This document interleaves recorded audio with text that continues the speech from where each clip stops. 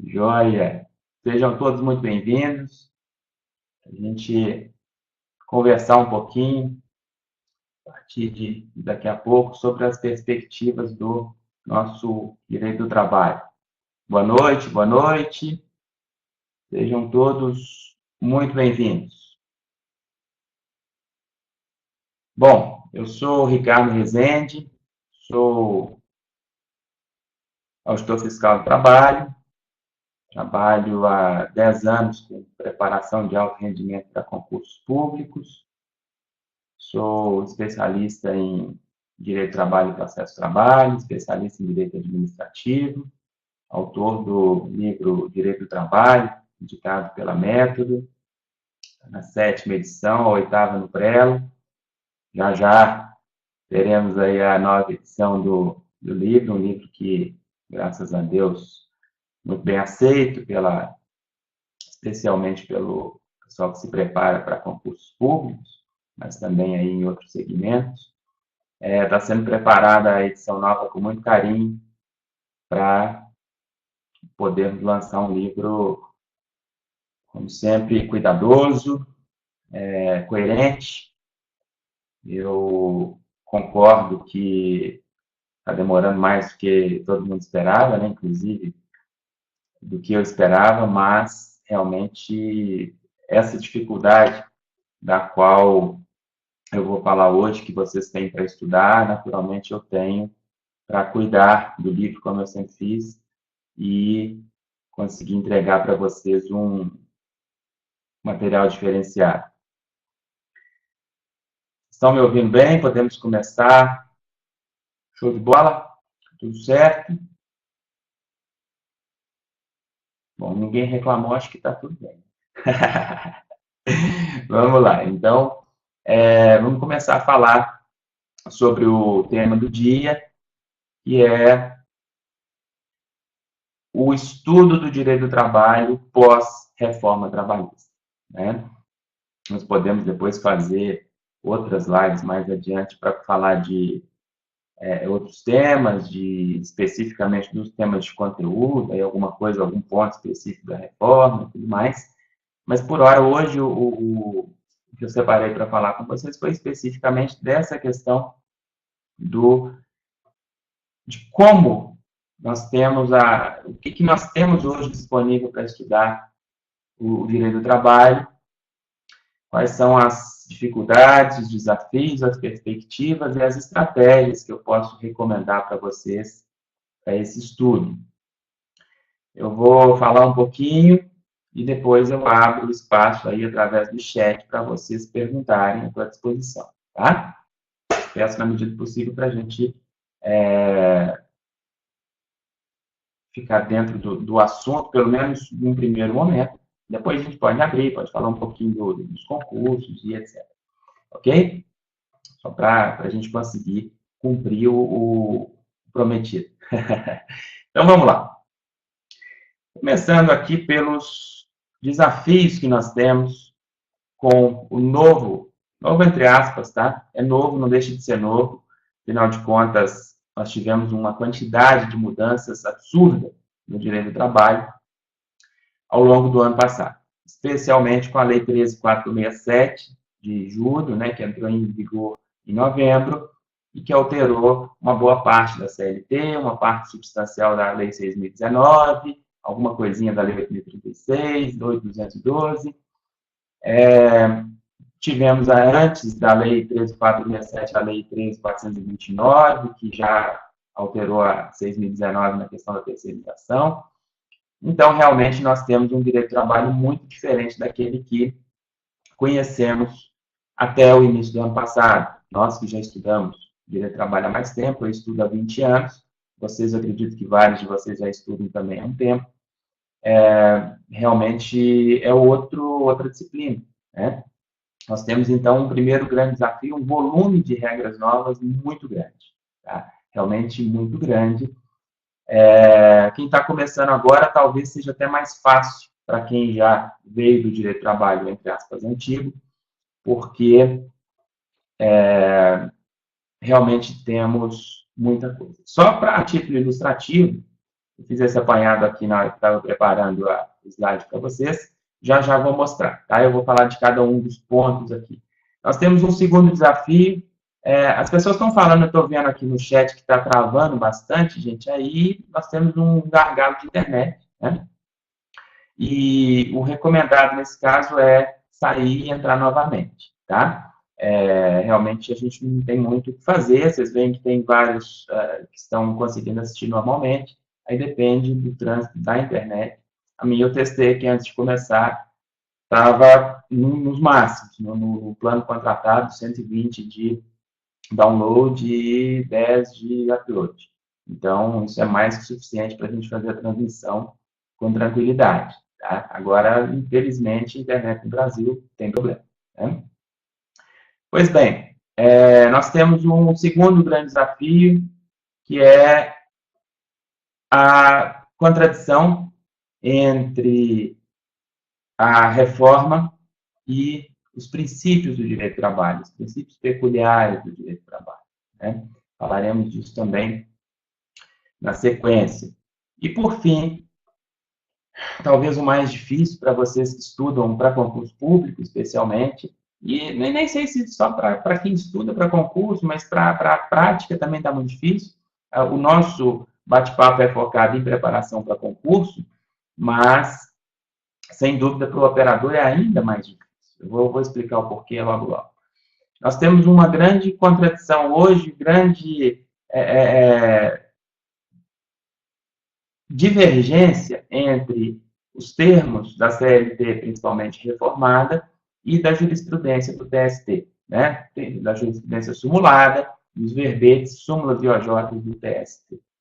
Então, basicamente, esse é o panorama da dificuldade que nós temos para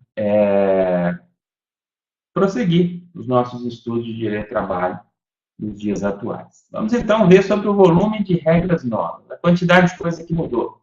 Eu fiz um apanhado hoje, enquanto estava preparando esse slide, logo antes da aula, e nós tivemos basicamente isso daqui, ó, em direito material do trabalho. Tá? Eu estou falando só da parte de direito material com a qual eu trabalho. Eu não dou aula de processo do trabalho, não tem nada a ver com o meu dia a dia. Então, só direito material do trabalho. Tá? Nós tivemos 75 dispositivos da CLT e da Lei 6.019 e 8.036 alterados pela reforma trabalhista, seja alterados, incluídos ou revogados. 34 alterados, 29 novos dispositivos incluídos e 12 revogados. Tivemos, isso aí eu contei artigos, tá? Quais artigos que tiveram algum tipo de impacto com a reforma trabalhista. Se a gente for considerar dispositivos mesmo, se for contar, por exemplo, parágrafos, eu contei também. Deu 150 e qualquer coisa. Então, o dobro, né? De pontos de alteração na disciplina. Lógico, gente, que isso vai provocar uma distensão, tudo aquilo que quem já estudou, vai ter uma dificuldade adicional para poder acomodar isso tudo, porque vem todas essas alterações e, além delas, um reflexo delas no resto. Né? É claro, por exemplo, vou pegar um ponto, a título de exemplo, o artigo 384 da CLT, que era o artigo que previa o intervalo de 15 minutos para a mulher depois da jornada normal de trabalho, antes do início da prorrogação da jornada. Ou seja, para a mulher fazer hora extra, ela tinha, depois do final do horário normal de trabalho dela, que ficar 15 minutos de intervalo para depois começar a jornada prorrogada. Pois bem, esse artigo foi revogado pela Lei 13.467, a Lei da Reforma Trabalhista. É uma informação. Só que tinha um outro artigo, eu não me recordo de cabeça o número. O artigo trata do trabalho do menor, então é por volta do 420 alguma coisa, no sentido de que o artigo 384 se aplicava para o trabalhador menor, para o empregado menor. Então, naturalmente, eu tenho ali um reflexo de uma alteração da reforma, que não foi direto, mas que vai mudar também o entendimento daquilo ali. E as bancas podem, claro, banca de concurso, né, explorar esses reflexos indiretos, justamente porque os diretos está todo mundo trabalhando. Aí eu já faço um parêntese. Dentro dessas grandes dificuldades, desses grandes desafios, um dos grandes desafios que vocês que estão estudando para concurso têm é encontrar material atualizado e coerente. Tá? Material vocês têm em excesso até, né? Disponível no mercado, especialmente com a reforma. A galera viu como uma oportunidade de cavalo passando arriado, como a gente disse lá em Minas. Né? Só que, infelizmente, tem material de todo jeito. Tem material que não tem o devido cuidado. Então, por exemplo, eu vi, lógico que eu não vou citar nome de ninguém aqui, mas eu li vários e vários livros pós-reforma, e vários deles, nesse exemplo que eu dei, do trabalho do menor, simplesmente não foi revisto isso. Se você for lá, livros de 2018, livros do final de 2017, se você for verificar lá a parte que trata do trabalho do menor, o capítulo que trata do trabalho do menor, não tem uma linha sobre a revogação do artigo 384. Tá? Isso é só um exemplo, tem várias questões, inclusive da própria reforma, muitas vezes dá trabalho, né, para poder abordar um determinado assunto, e o autor tangencia para poder fazer rápido, publicar rápido e vender para vocês. Né? Também por isso, o meu não está pronto até hoje. Eu sou meio obsessivo com essa questão da coerência do livro.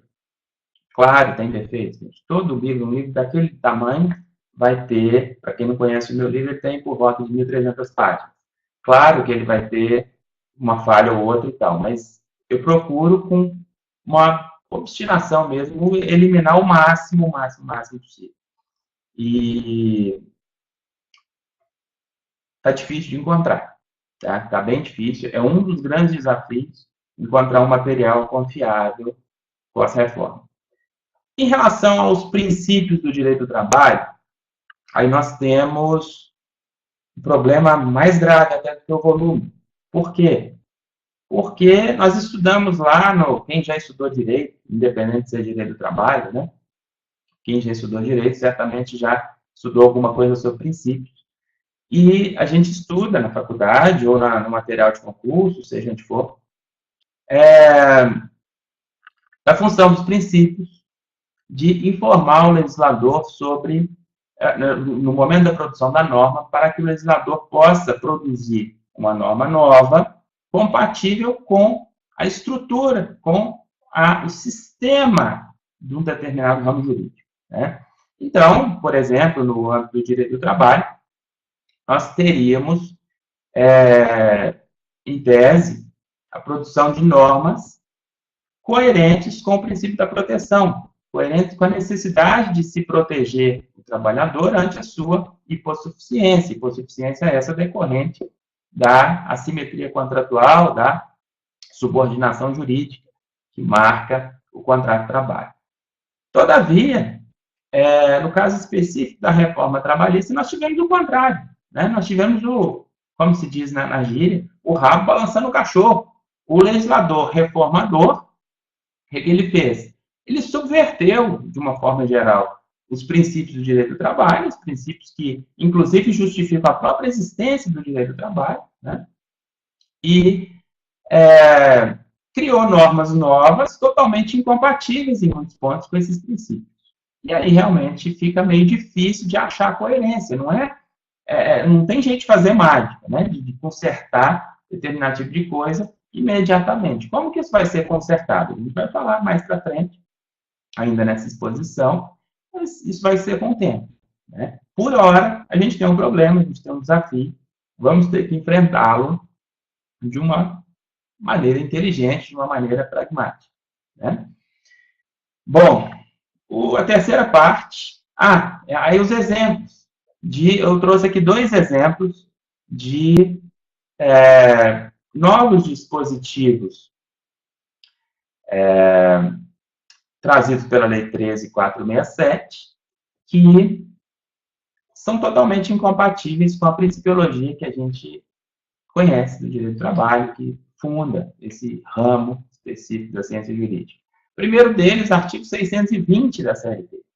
O artigo 620, redação anterior, eu nem trouxe para não confundir vocês, mas basicamente o artigo 620 na redação anterior dispunha que, se a convenção coletiva de trabalho fosse mais favorável ao empregado que o acordo coletivo de trabalho, prevalecia esta, não obstante a especialidade do acordo coletivo.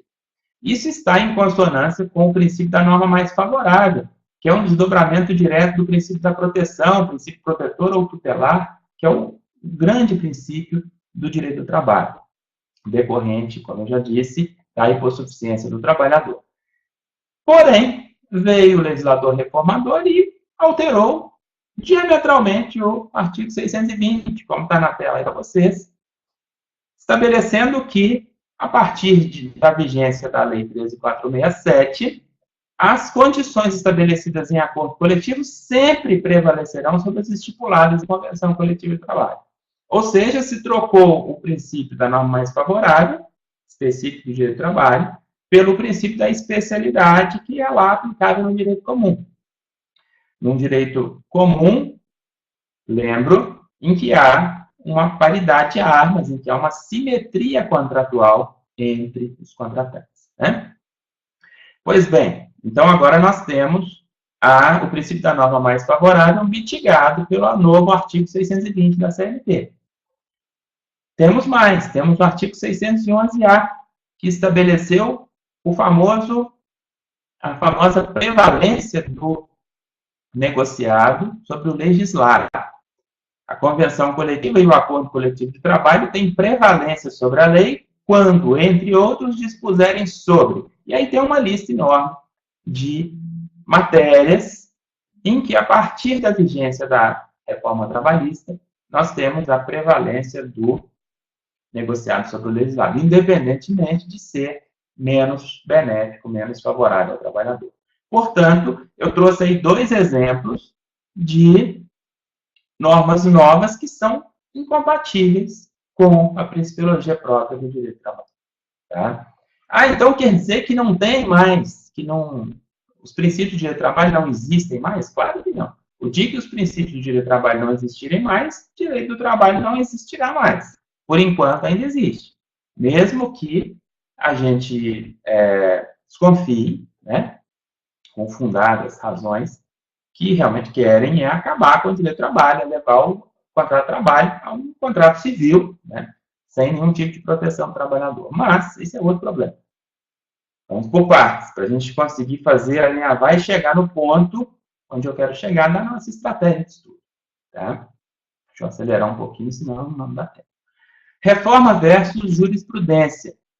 Mesma coisa, mesma ideia de incompatibilidade, porque a jurisprudência foi, ao longo dos anos, se desenvolvendo, jurisprudência trabalhista, é claro, estou falando do TST, basicamente.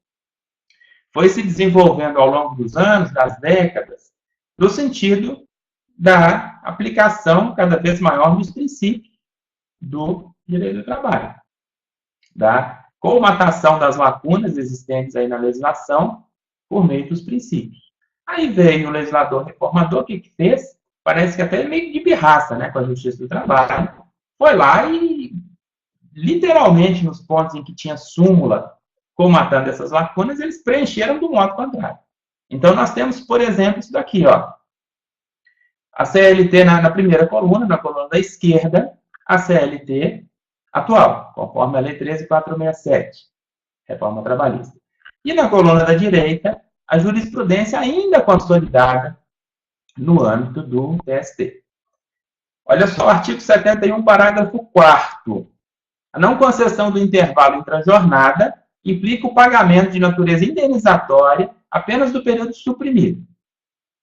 É o que está valendo pela lei. Só que nós temos ainda a súmula 437.1 do TST, que não foi cancelada nem revista ainda, que diz o contrário, que a supressão ou a concessão parcial do intervalo entre a jornada implica no pagamento total do período correspondente e não apenas daquele suprimido.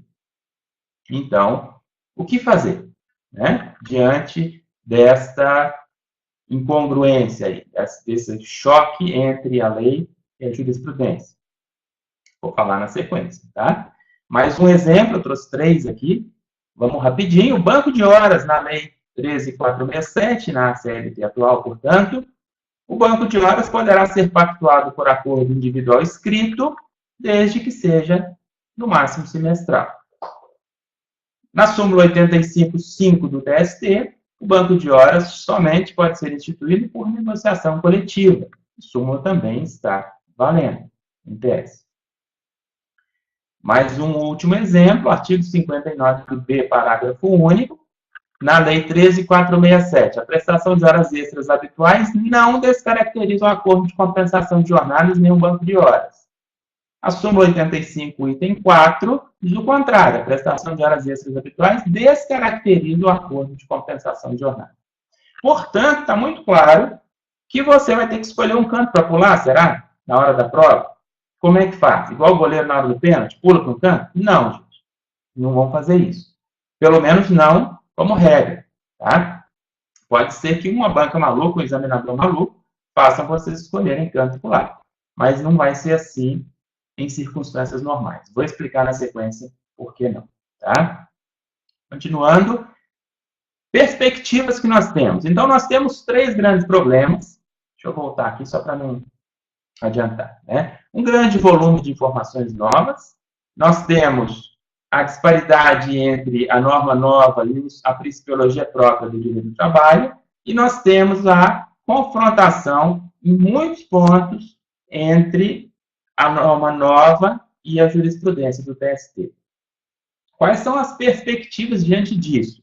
Eu já comentei na passando no momento anterior que essas 3 dificuldades, esses 3 desafios, são agravados pelo fato de que vocês vão ter dificuldade de encontrar materiais de verdade atualizados com tudo isso, materiais que sejam confiáveis. Quais são as perspectivas que nós temos para resolver esses problemas? A questão do volume não tem jeito, né? Botar a bunda na cadeira e estudar. Não tem outra saída. Os outros 2, a questão da principiologia e da jurisprudência, que vai ter que ser resolvida como? De 2 formas. O julgamento de eventuais inconstitucionalidades e construção jurisprudencial acerca desses pontos controvertidos. É basicamente assim. Vamos ver. Nós tivemos uma sessão no Pleno do TST, em 6 de fevereiro de 2018, que foi marcada para discutir a revisão de diversos verbetes, ali 40 verbetes de jurisprudência, mais ou menos. Chegaram a publicar até uma minuta dos textos que seriam levados à discussão naquele momento. Só que, no dia 6 de fevereiro, o TST acabou suspendendo essa sessão. Por quê? Porque dentro da reforma trabalhista foi alterado, na verdade foi repristinado, foi reavivado um dispositivo lá antigo, o artigo 702, inciso 1º, a linha F da CLT, que trata justamente do procedimento para edição e alteração da jurisprudência do TST. E esse dispositivo trava, na redação dada pela reforma, ele trava completamente essa evolução jurisprudencial no âmbito do TST. O objetivo foi dificultar mesmo, tá? Então, o que decidiram os ministros? Eles suspenderam a sessão de revisão para que fosse discutida primeiro a constitucionalidade desse artigo 702, inciso 1º, a linha F.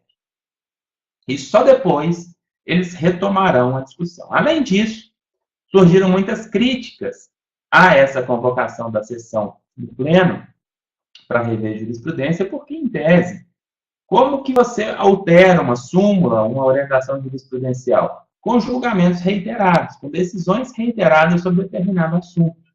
E, nesse caso, obviamente não tem. A lei estava em vigor há 3 meses, né? Então,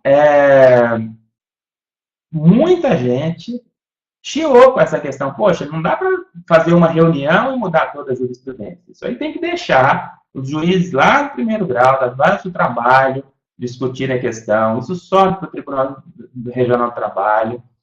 Daí depois sobe para o TST, aí sim, o TST, depois de julgar várias vezes a mesma matéria, vai lá e revisa o assunto. Então, nós não temos perspectiva de curto prazo de resolução desse problema da jurisprudência. Tá? Quanto tempo que a gente espera que vai demorar para resolver isso? Anos. Anos.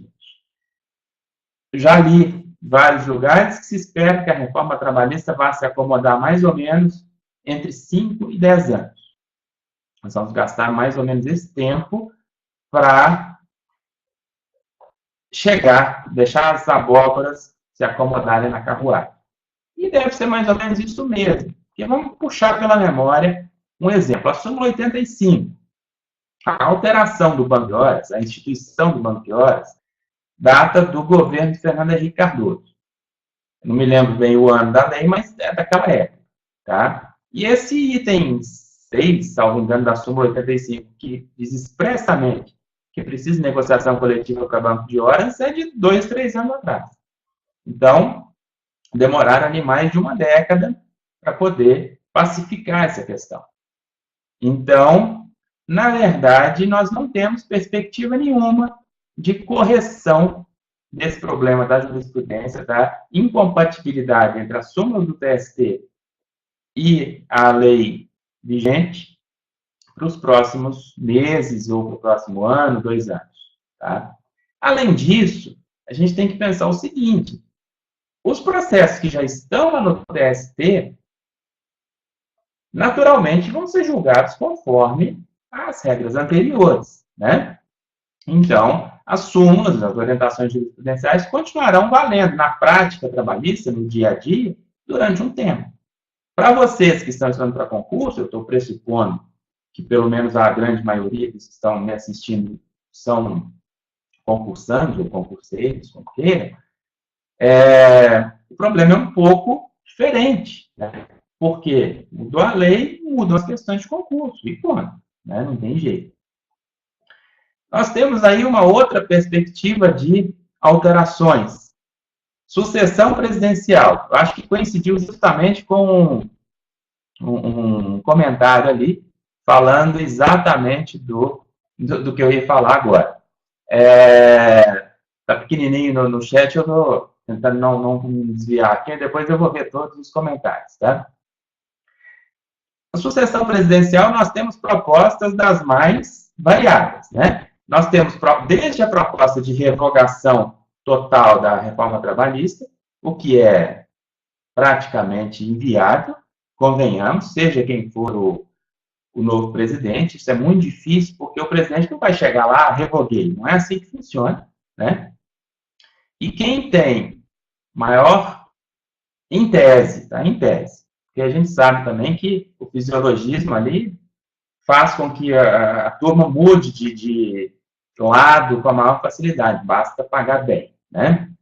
Mas quem tem maior apoio hoje, né, teoricamente, é justamente quem quer recrudescer a reforma trabalhista, né? Então, nós temos desde a proposta de revogação da reforma, até um recrudescimento, a reforma está certa, é modernização, papapá, até o candidato que fala que tem que desregulamentar. Desregulamentar é simplesmente tirar o Estado, falar assim, não existe hipossuficiência, não existe princípio da proteção, não é a lei que tem que tratar disso, o governo não tem que interferir, o empregador paga o que ele quiser, mas se ele quiser pagar um salário muito maior para o homem do que para a mulher, é problema dele, ele é que define o salário, né?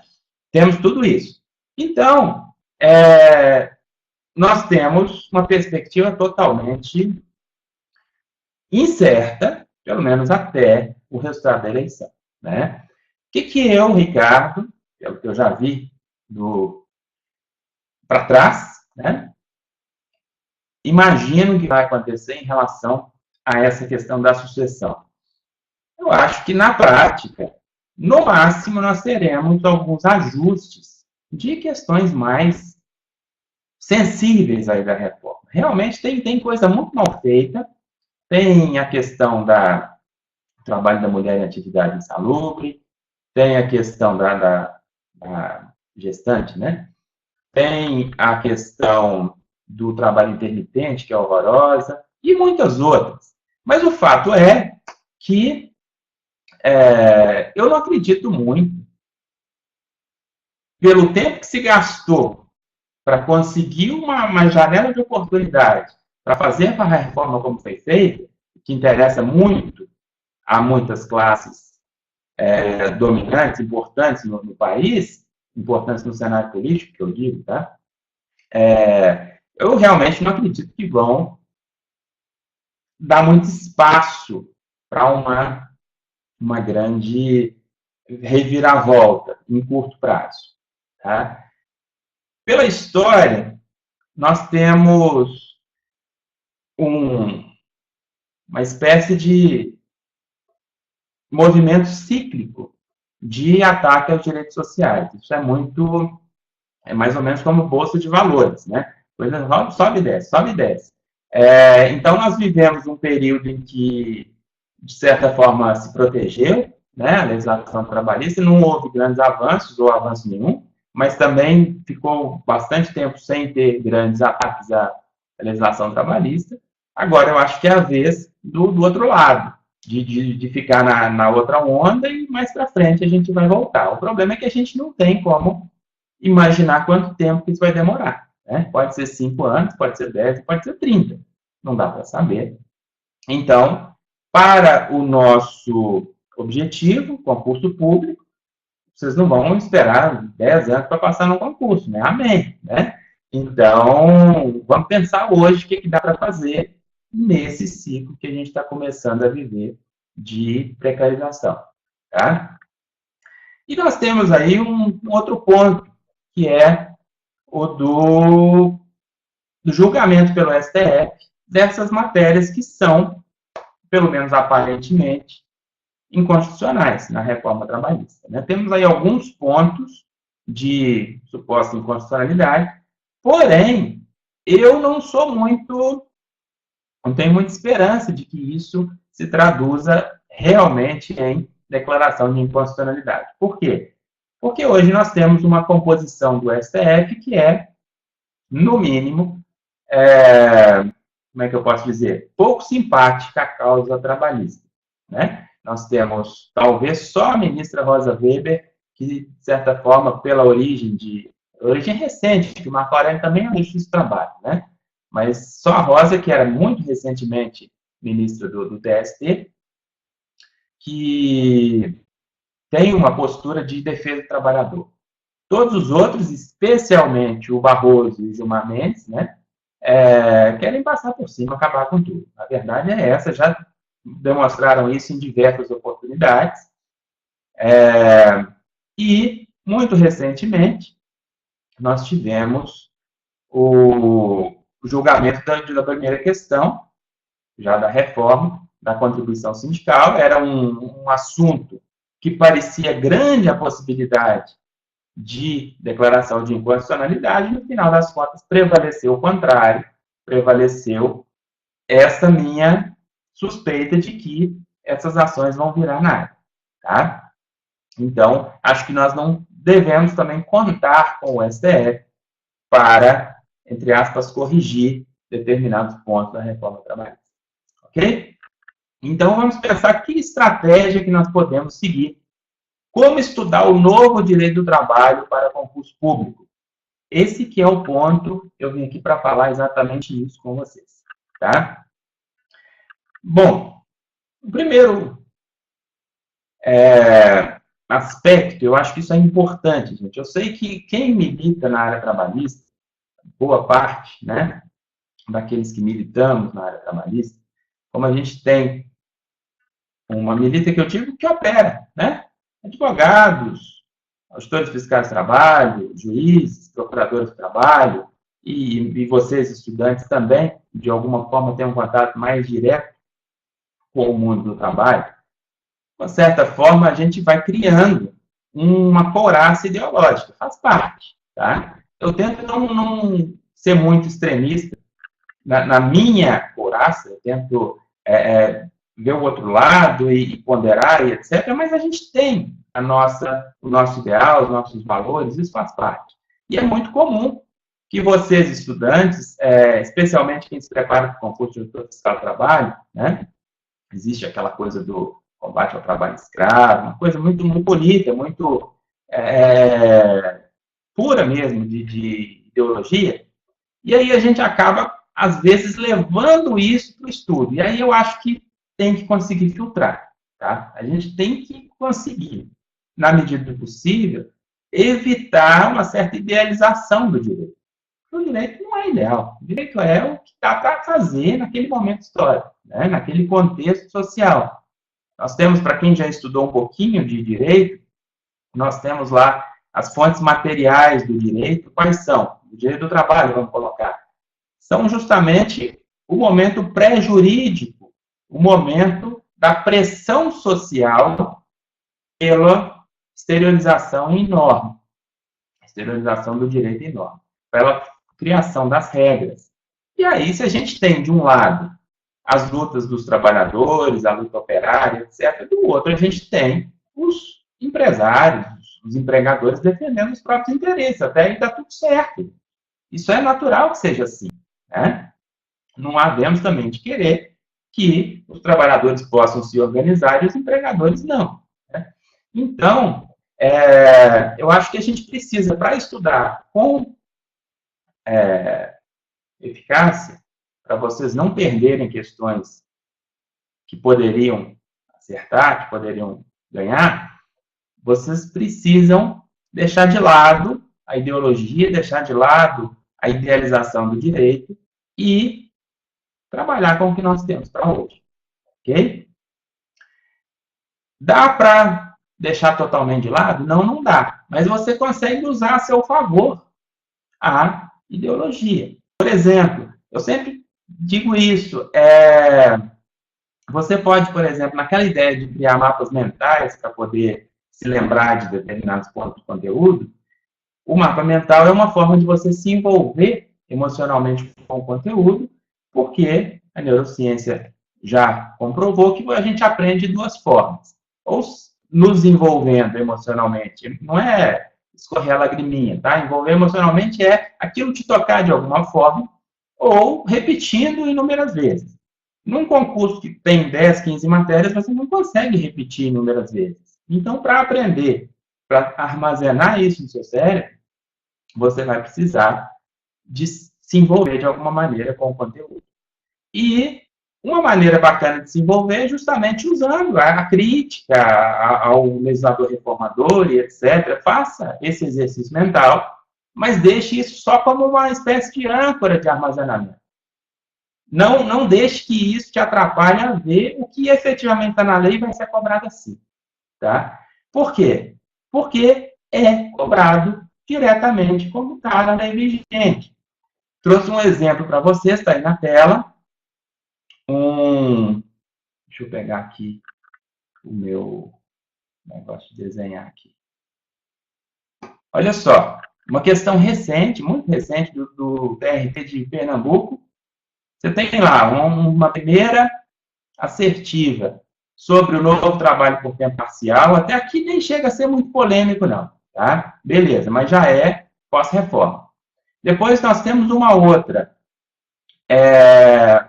falando da questão do intervalo entre a jornada, que aí sim encontraria a súmula do TST, que a gente já viu aqui na exposição, né? E a terceira mais polêmica de todas, que é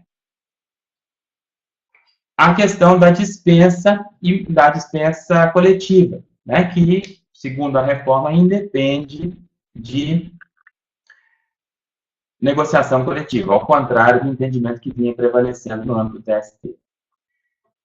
Como é que você resolve esse problema?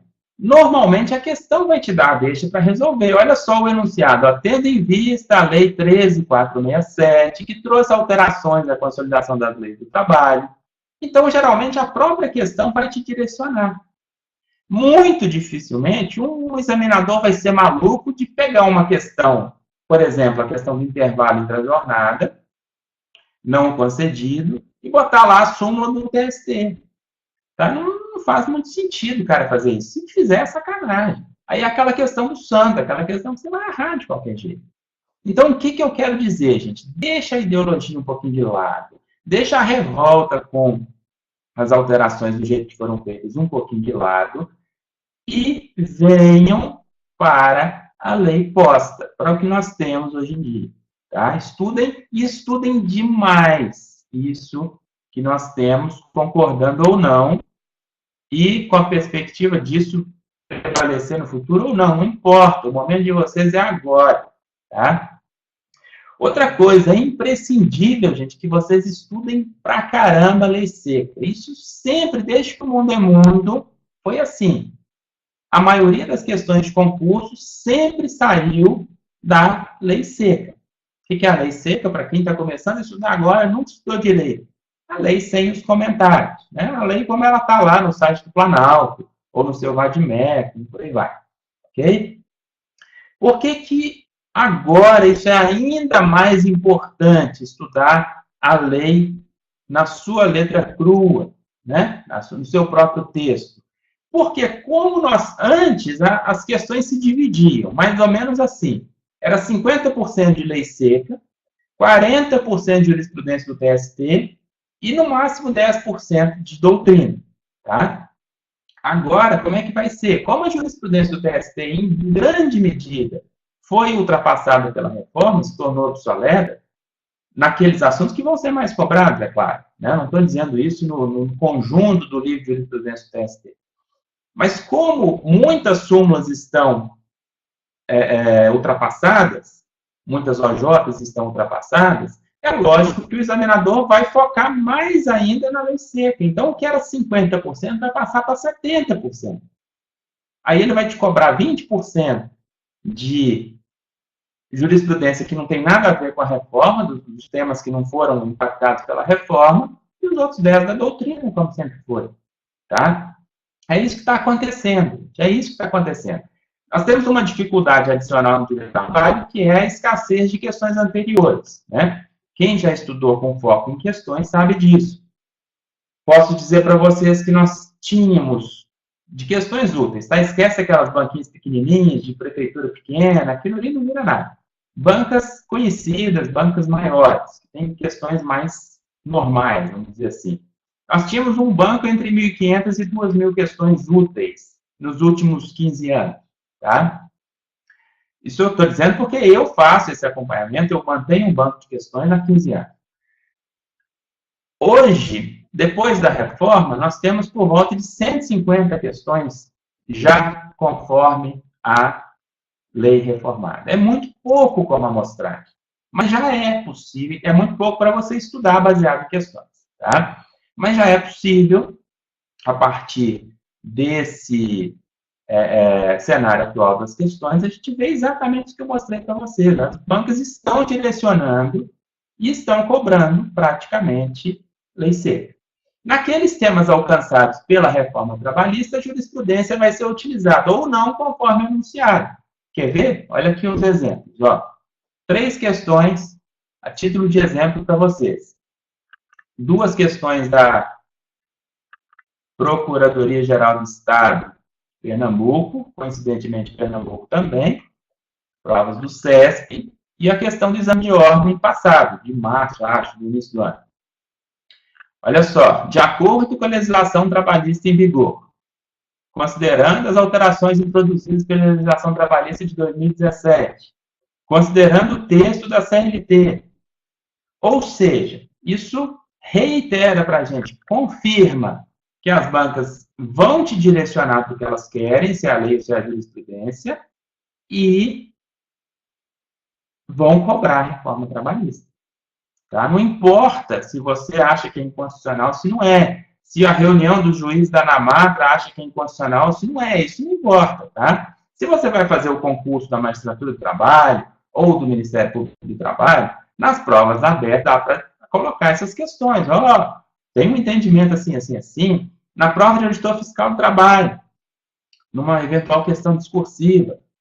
Tem espaço, dependendo do enunciado, para você colocar. Era assim, a reforma tratou assado, e existe essa e aquela posição a respeito. Beleza, questão discursiva dá para fazer isso de boa.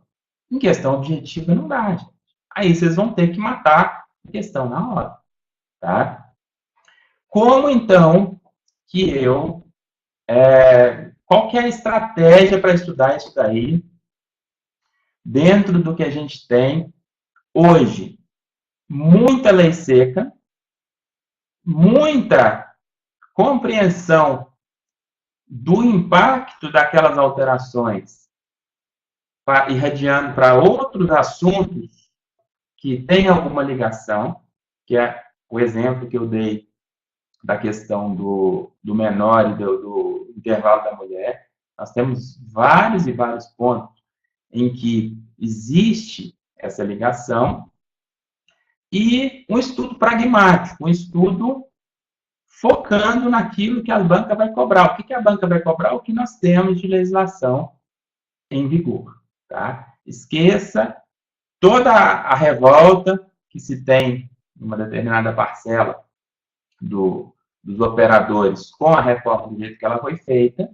Esqueça todo esse contexto, esse entorno, e seja pragmático. Tá? Para finalizar, e aí eu vou abrir para vocês perguntarem, eu estou começando amanhã um curso completo de Direito do Trabalho, explorando todas essas questões do jeito que eu acho que é mais produtivo, do jeito que eu entendo por toda a minha experiência, que é mais produtivo para você que está se preparando para concurso da área trabalhista, poder lidar com todos esses desafios, com todas essas perspectivas distantes, né, com sucesso.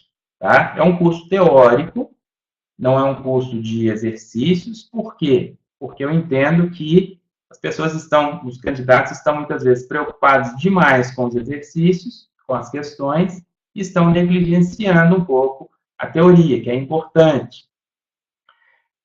Além disso, nós não temos questões suficientes para estudar. Acabei de dizer que nós só temos um número de 150 questões, mais ou menos, pós-reforma. Dessas, de questões de assuntos reformados, devem ser umas 50, né? Não é muito mais que isso. Então, realmente, eu acho que o momento é de estudar a teoria. Tá? Esse curso vai ter um formato diferenciado, com revisões periódicas do conteúdo teórico. Eu vou fazer vídeos pequenos, ao invés de ser 1 hora de vídeo, vai ser vídeo de 20 minutos, 25 minutos, às vezes 15, muito mais vinculado ao conteúdo que está sendo estudado do que propriamente a um tempo de aula específico. E ao final de cada vídeo vai ter uma ferramenta uma sugestão de atividade, de redação, de formatação de auto-texto, que é um recurso que eu uso nos meus cursos de discursiva, para que vocês assimilem 100% do conteúdo. Tá certo? Então, fica o convite, se vocês tiverem interesse. O curso começa amanhã, as matrículas estão abertas no site da ProAluno. Basta procurar lá pelo meu nome. Até podia colocar o link aí para vocês, né? Alguém que esteja aí, por favor, coloque o link no chat aí, só para eu não sair aqui, senão dá tilt aqui na sala. Enquanto isso, eu vou vendo o chat. Como é que tá? O Tiago está perguntando se para cada aula vai ter um PDF com o tema abordado do dia. Vai, Tiago, vai ter um PDF, como eu sempre disponibilizo, e um PDF um pouco mais completo do que os anteriores. Eu vou fazer um sistema diferente para facilitar exatamente o estudo da lei seca. Eu sei que a maioria tem dificuldade, é realmente muito chato estudar a lei seca, então, a partir desse curso, eu estou colocando um PDF um pouquinho mais mastigadinho, mais arrumadinho, para facilitar, tá bom? Além disso, como todos os meus cursos, quem não os conhece ainda, vocês poderão baixar as aulas, fazer o download. Eu procuro respeitar ao máximo o meu aluno, não é porque o pessoal faz uma pirateia, não sei o que e tal, Quem pirateia vai piratear de qualquer jeito, quem pirateia é aquele que já não ia comprar o meu curso mesmo, que não respeita o trabalho do outro. Então, aqueles que compram o meu curso, eu procuro reconhecer, né? Então, como eu, quando compro um curso em vídeo, acho uma sacanagem pagar um valor relativamente alto e poder assistir 2 vezes, ou ter 90 dias para ver, ou 6 meses, ou não sei o quê. Então, eu deixo baixar os cursos, é seu, tá? Assista quando quiser, tá bom? Bom, o Diego pergunta quando que terá concurso para FT? Só Deus sabe. Isso nós não temos nenhuma perspectiva, sem notícias, e o momento agora é difícil para a autorização, né? Porque nós estamos no final de um governo moribundo, um governo que, né, tá esperando acabar o tempo, né? E depois tem que ver quem vem, né? Se vai ser alguém que gosta de fiscal ou não gosta de fiscal, né? Aí é outra história. Mas realmente a gente não tem. Temos esperança, como sempre, necessidade, como sempre, cada vez maior, né? Agora, realmente, dizer quanto que vai ter, se eu tivesse essa informação, eu estaria rico. Seu curso precisa complementar com livro ou é suficiente? Não, se você fizer as atividades propostas todas, é suficiente. É um curso completo de Direito do Trabalho, com todo o conteúdo de A a Z, explorado na medida suficiente, nem mais nem menos que o necessário. Então, aí quem gosta de livro, possivelmente vai usar o livro junto. Quem gosta de vídeo, pode fazer com o vídeo numa boa, tá? Vídeo, legislação e jurisprudência, que vai estar nos PDFs, pronto. Tá? É suficiente, sim. Ana Júlia pergunta, ocorrendo alterações na lei ou jurisprudência durante a duração do curso, como o professor vai proceder? Ana Júlia, o que está proposto é o seguinte, nós vamos ter uma atualização garantida até 6 meses depois que terminar. O curso começa amanhã e termina no final de fevereiro. São 2 horas e 15 por semana, aproximadamente. Essa semana, por exemplo, deu 2 horas e 25. Vai ter uma que vai dar 2 horas, enfim, vai depender do andamento, tá? E daí, a partir de fevereiro, conta 6 meses, nesse tempo eu garanto a atualização de tudo que tiver sido alterado, tá? Fiz o ano passado um curso da reforma trabalhista, especificamente sobre a reforma, durou de agosto a novembro, e agora em junho eu disponibilizei a atualização com o que tinha sido alterado com a caducidade da MP 808. Então, enquanto a isso, não tem o menor problema, tá? Você tem aí um período, então, de mais de 1 ano garantido de direito de trabalho atualizado. Beleza? O Márcio, grande Márcio Bozak, compensa estudar os informativos do TST agora ou é melhor acompanhar somente o curso? Márcio, eu acho que não compensa, tá? Estudar os informativos. Por quê? Porque uma grande parte deles perdeu o objeto, né? Os assuntos mais controvertidos, que eram aqueles que os informativos ajudavam, a reforma veio e atrapalhou tudo. E outra coisa, até mais importante do que isso, eu acho, nós ainda temos, se for pensar, ainda tem muito informativo útil, mas aí é uma estratégia minha, tá? Eu não sei como é que cada um pensa essa questão. O Márcio, eu sei que é um aluno extremamente aplicado, extremamente experiente já aí nas estratégias de estudo, mas o que acontece? Os informativos do TST efetivamente não são cobrados em grande quantidade no concurso, nunca foram. Eles começaram a ser disponibilizados em 2012, ficaram disponíveis ali até agora, né? Nós temos aí 80, mais ou menos, e nesse período tivemos só um concurso, é verdade, mas praticamente não foi cobrado isso nos outros concursos também, um concurso para auditor fiscal do trabalho, que eu digo. Mas por que se estudava tantos informativos? No meu livro mesmo tem um monte de julgado de informativo, Por que se estudava tanto isso? Porque as bancas já tinham meio que saturado o manancial de questões delas, tinham muitas questões já repetidas de jurisprudência, de doutrina, de lei, aliás, então o informativo podia ser uma válvula de escape. Agora não, com a reforma, é o que eu disse, nós temos 150 pontos novos que a banca pode abordar, só de pontos novos, fora do antigo. Então, eu acho que é pouquíssimo provável que num cenário desse a banca vá cobrar um assunto que é de informativo, de jurisprudência não consolidada.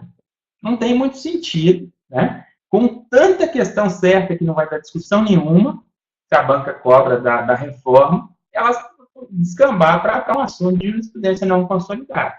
Então, eu não estudaria os informativos agora, tá? Beleza?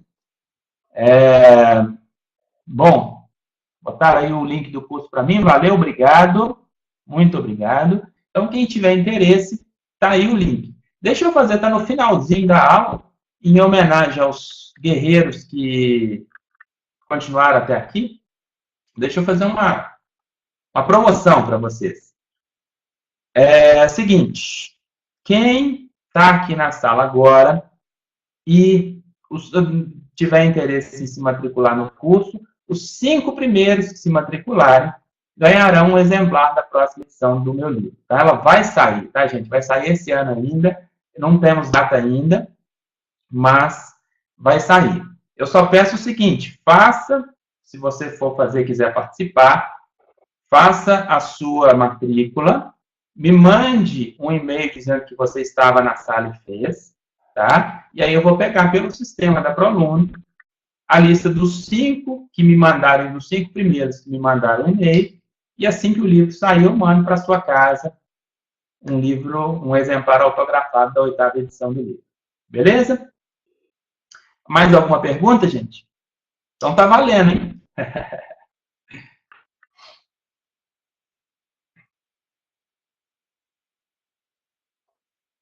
Ver se tem alguma antiga aqui que eu não respondi.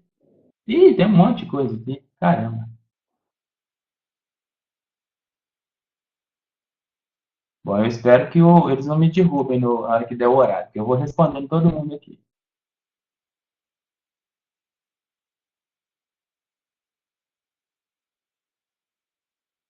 A Alice está perguntando, aluno de 2015 que só pode comprar o curso no próximo mês, vai ter direito ao desconto? Vai, Alice. O desconto para os alunos não expira, tá?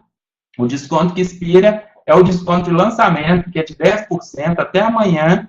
Quem nunca foi meu aluno, quem não foi meu aluno em 2015, aliás, em 2015 e 17, no ciclo atual do AFT, quem foi meu aluno tem um desconto diferenciado, está lá na página do curso.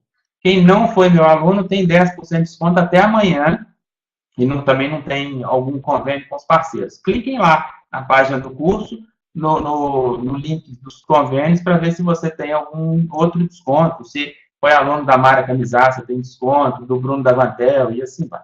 Tá? Dê uma olhada lá. Mas esses descontos não expiram, só o do lançamento, que é só até amanhã. Tá bom? Quando deve sair a próxima edição do livro? O Bruno pergunta. Então, Bruno, sai esse ano ainda, mas mais para o finalzinho do ano. Tá? Ainda está quase no prelo, mas aí depois tem o prazo da editora que está grande. A editora está demorando para processar também. Eu demorei muito para fechar a atualização e a editora está também demorando bastante para processar. Pra vocês terem uma ideia, gente, a atualização vai dar 400 páginas. Tá? 400 páginas de atualização. Então, é brabo. É brabo. Para eu fazer foi, e para a editora revisar tudo isso, não sei o que, vai ser também. Tá? Espera aí. O Diego sugeriu um sorteio. Eu já fiz aqui o diferente. Já está feito a promoção do livro, né? Quem adquiriu o curso agora, os primeiros ganham o livro. O Adalto pergunta, diante do último pedido de autorização, quais as expectativas no momento para o concurso de AFT? Podemos dizer que é muito improvável que saia esse ano? Podemos, Adalto. Para mim, é bastante improvável, tá? Eu acho que esse ano é um ano morto. Já aconteceu em outros momentos, da gente ter boas notícias no final de mandato, tá? Eu acho um negócio meio surreal, né, do ponto de vista administrativo, mas acontece, às vezes acontece. Sentimento meu, eu acho improvável, tá? Mas é sensação, às vezes tomara que eu esteja errado, né? Para mim seria o melhor dos mundos, para mim, para todos os AFTs, para você, né? Não é porque eu trabalho com preparação, mas é lógico, isso também é bom para mim, se sair, quando sair, né? Vai sair, mas quando? Mas seria fundamental que nós tenhamos reposição, né? Nós estamos hoje com 2.300 AFTs ativos só, né? Já tivemos, quando eu entrei no Ministério do Trabalho, em 2004, nós tínhamos 3.000, né? Pra você ter uma ideia aí da situação. Já se passaram 14 anos, o país cresceu um monte, né? Inclusive economicamente, industrialmente, e perdemos um percentual muito grande da força ativa. Vamos lá. O Carlyle, beleza, Carlyle? Um abraço para você. Está perguntando se é possível perceber a influência da reforma no trabalho dos AFTs. Com certeza, Carlyle, com certeza. A questão da terceirização já mudou muito o cenário, a dinâmica, e a questão das verbas, a parte de remuneração mudou para caramba, e a tendência é esse impacto só crescer, né? E, infelizmente, muito mais do ponto de vista negativo do que positivo, né?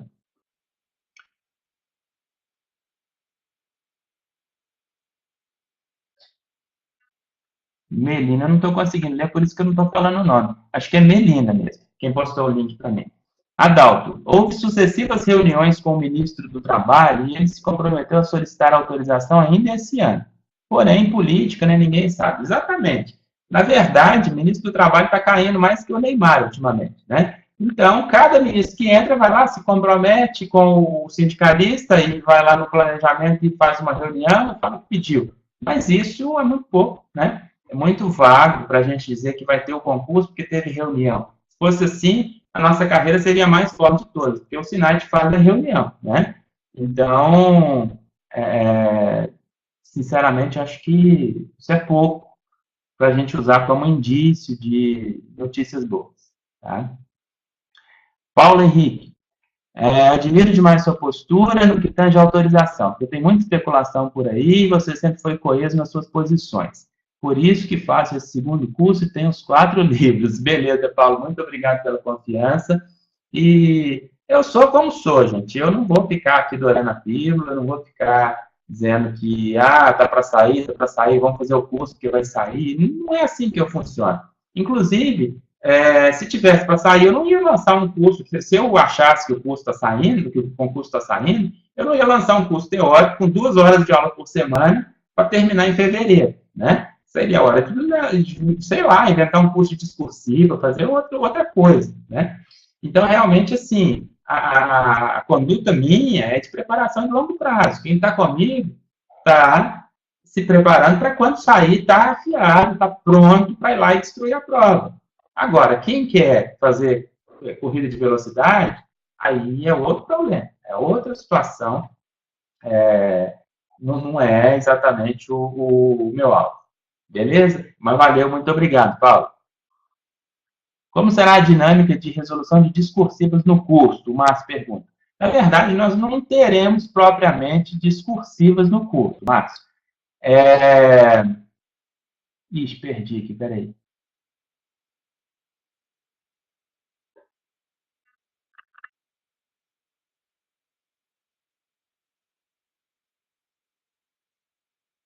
Eita ferro. Achei.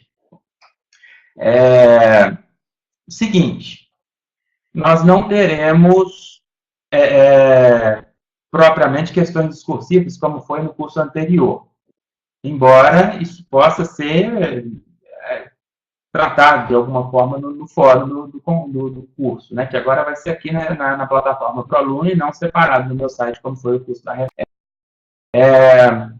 Mas, basicamente, no que a gente tiver de discursivo, vocês vão ver, quem for fazer o curso, claro, vão ver lá no final de cada vídeo, eu coloco uma verificação de aprendizagem que são vocês se familiarizarem com o direcionamento que eu entendo matador para aquele assunto. Tá? E aí ali vai ter muita fragmento discursivo, às vezes vai dar para fazer uma discursiva inteira, etc.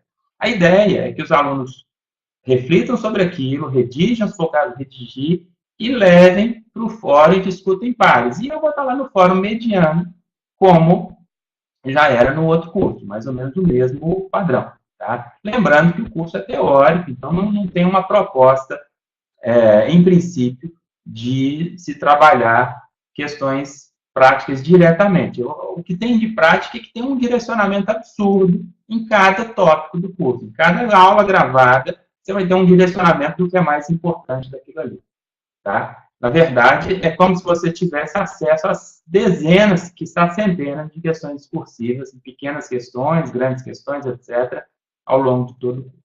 Ok? Bom, a questão do Carvalho, na verdade, eu já tinha entendido o Carvalho, era assim, está valendo. Pessoal que está aqui e já se matriculou, façam assim, ó, quem está aí ainda, vamos combinar assim, ó. Quem está aí ainda e já se matriculou no curso, para não ser injusto com vocês, tá? Não estava previsto isso não, mas sejamos razoáveis. Eu vou deixar a seguinte situação em aberto. Aqueles que já se matricularam, estão aqui me assistindo até agora, me aguentando falar esse tempo todo, eu vou dar 5 livros também, tá? O que eu vou fazer? Mandem um e-mail para mim, aí você vai mandar um e-mail, ricardo@ricardoresende.com.br, tá aí o e-mail, tá? Você vai mandar um e-mail e dizer assim, eu estava na Live Class, já me matriculei no curso, meu nome é tal, meu e-mail é tal, tá? E eu vou sortear dentre esses, que não deve ser muito mais que 5 aqui, creio eu, será que é? Eu não sei quantas pessoas tem na sala até agora, eu não estou vendo. Tem 44, e tem bastante gente ainda. Heróis da Resistência. Então, pode ter mais que 5. Mandem e eu sorteio entre os 5. Como não estava a regra de que eram os primeiros, é sacanagem com, né? Quem se matriculou hoje, por exemplo, sacanagem. E aí eu sorteio, então são 10 livros, hein? Já dobrei a meta, como dizia a Dilma. Então vamos lá. Deixa eu ver se tem mais alguma pergunta.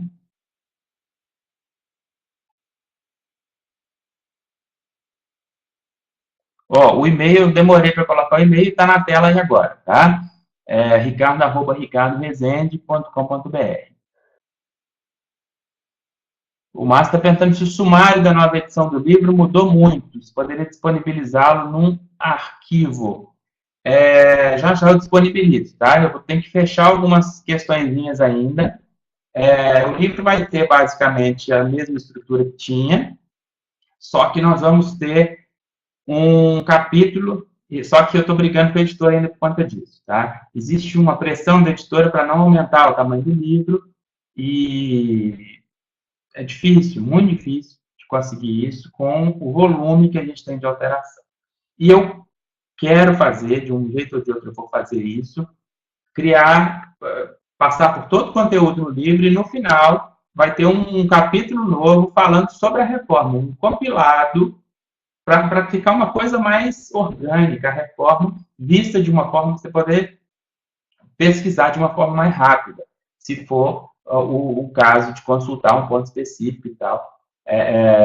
Então, uma análise mais crítica da reforma no último capítulo. E com isso, como eu ainda estou em tratativas com a editora por conta dessas questões, ainda não está finalizada a versão do sumário. Tá? Mas assim que tiver, eu posso disponibilizar sim. Ok? Mas não vai mudar muita coisa. Vai mudar que vai ter um monte de ponto novo, né? Tem teletrabalho, tem trabalho intermitente, tem comissão de empregados, né? Vários pontos diferentes aí que não existiam. E os outros vão ser só alterados, né?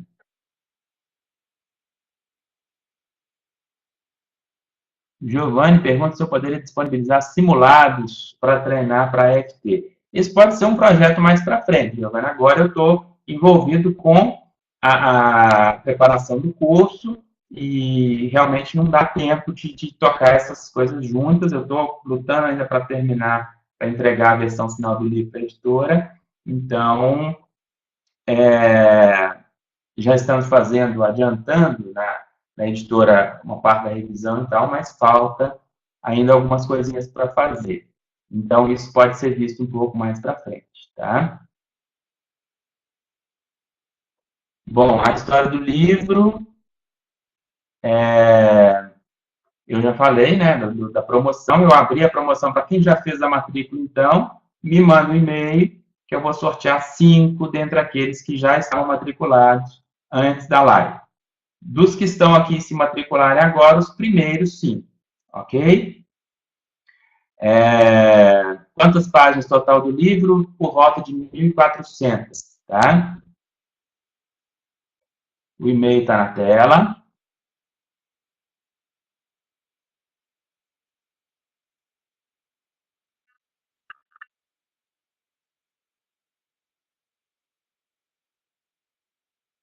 Aqui quase não tem a FT do concurso passado. A última daqui da Amapá já foi embora.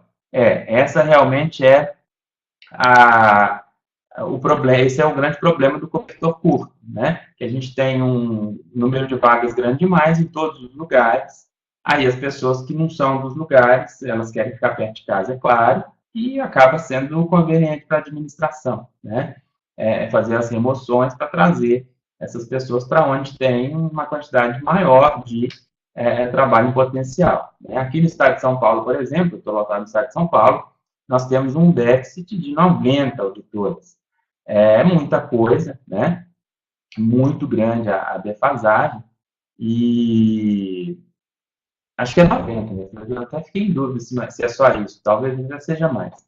Tem lá um colega que faz um controle disso. Mas, enfim, acaba que as regiões mais para o norte, mais para o centro-oeste, ficam defasadas, né? Mais defasadas ainda. Tem gerências em Minas, gente, que tem 2, 3 auditores em cidades de 600 mil habitantes. Tá nesse ponto o Ministério do Trabalho hoje. Então, não é uma peculiaridade do Amapá, não.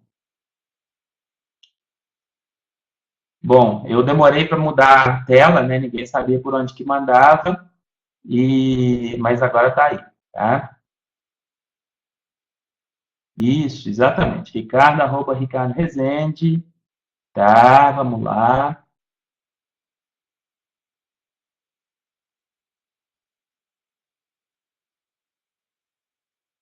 O Carlyle pergunta se eu poderia comentar resumidamente o que o professor Calvé achou da reforma. Então, tudo que eu tenho visto do Calvé, até postei outro dia na fanpage do Facebook, uma entrevista com o Calvé que eu recomendo, gente. Eu recomendo, viu, Carlyle? Se você não viu, tem uma entrevista bem bacana com o professor Calvé. Ele fala justamente dessas primeiras impressões sobre a reforma funcionando, né, já no impacto no número de ações, na qualidade das petições, etc.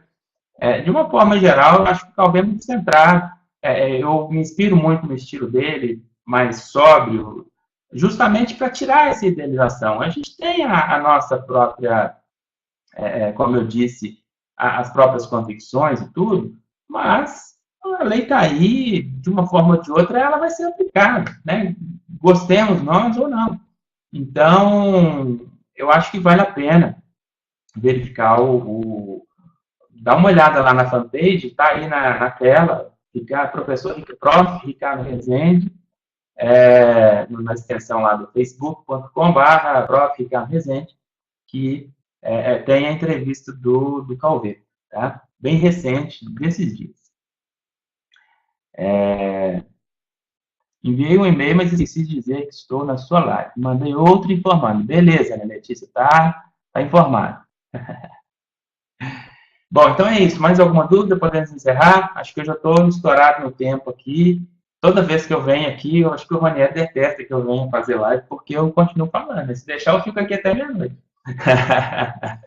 Quando eu fazia, teve há muito tempo atrás, que eu fazia eventos ao vivo assim, eu gosto disso. Eu adoro